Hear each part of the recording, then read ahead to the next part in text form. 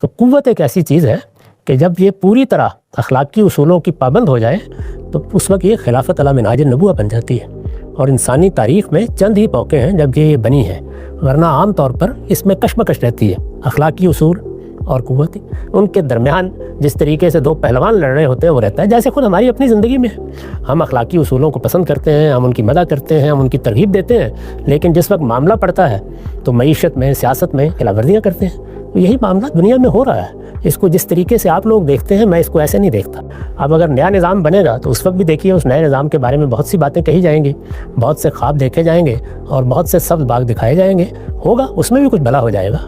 یہ پہلے بھی کچھ چیزوں کا بھلا ہوا ہے، کچھ بہتری ہوئی ہے، پرانے زمانے کی سلطنتوں کے مقابلے میں نسبتاً بہتر حالات ہمیں میسر ہوئے ہیں، تو یہ چیز اس میں بھی واقع ہو جائے گی۔ پھر اس میں بھی اسی طرح سے فساد نمودار ہوگا، اسی طرح سے قیامت تک یہ معاملہ چلتا رہے گا۔ اس میں بہت زیادہ توقعات وابستہ نہیں کرنی چاہیے، البتہ خیر کی تلاش میں اپنا سفر جاری رکھنا چاہیے۔